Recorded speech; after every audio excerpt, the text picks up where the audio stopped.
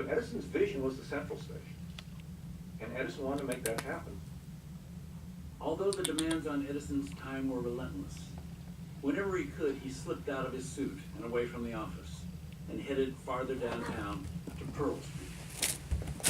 There, in the shadow of the rising Brooklyn Bridge, his crews were at work, frantically digging trenches, laying mains, and troubleshooting equipment. By the summer of 1882, the project was finally nearing completion. You had to be able to not just marshal the science, but then put the people and the money, the capital and the organizations together, and the politics. I can't think of another figure who could operate on all those different levels. On the afternoon of September 4th, the switch at Pearl Street was thrown, and hundreds of lamps throughout the so-called First District simultaneously began to glow. Edison's power grid had successfully lighted 1 square mile of lower Manhattan. It seemed only a matter of time before it would light the world. Nearly 4 years had passed since Edison had promised to bring electricity to people's homes. 4 years full of obstacles and pressure, and the persistent pioneering work of hundreds. Now that he had achieved what many thought impossible, the garrulous inventor was almost too worn out for comment. I have accomplished all that I promised, Edison said to a reporter. And for once, he left it at that. He hated anything that took him away from the tinkering and the thinking and the inventing.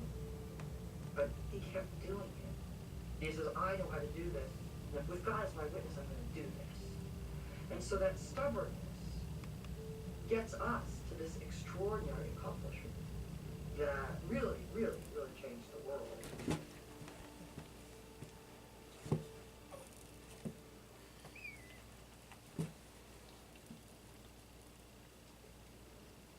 It was the middle of July 1884, and for Edison, just another long day of work in New York, when word from Menlo Park arrived.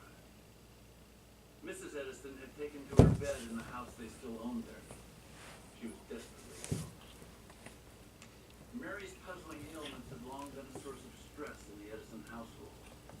But in her grief over the recent death of her father, she had seemed more fragile than ever. A doctor had been called. There was little he could do. At 2 o'clock in the morning on August 9th, Mary Edison died. She was 29. There's a good possibility that she may have died from morphine overdose. She appears to have had some serious complications from her 3rd pregnancy, which created a lot of pain. In that era, opium and morphine were used in almost every drug. Accidental overdoses were not uncommon. But, her death was pretty sudden. Edison had hurried home barely in time to say goodbye. His daughter Marion later would recall waking to find him at his wife's bedside, shaking with grief. We can speculate that Edison felt guilt for having spent all these years, the entirety of their married life, removed from the household, immersed in the world of the lab, and now it was all over.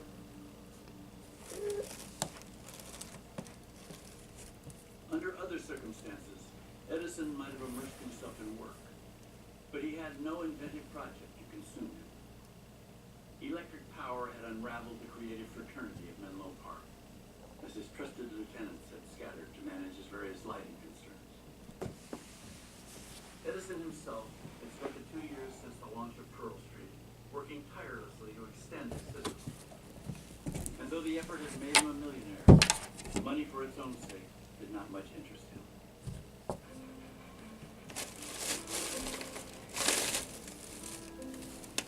Edison was 37 years old now, and suddenly a widower with 3 children to raise. Just weeks after Mary's death, he left the boys in her mother's care, and with 12-year-old daughter Marion in tow, headed for the International Electrical Exhibition in Philadelphia, and a rendezvous with an old friend, Ezra Gilliam, they had known each other as telegraphers. They actually practiced their telegraph skills by transmitting Shakespeare's plays. So Ezra Gill is his best friend for many years. And in 1884, they meet in Philadelphia and decide that they're going to go off and become kind of an inventive partnership. Collaboration brought a renewed companionship. And in the winter of 1885, a meandering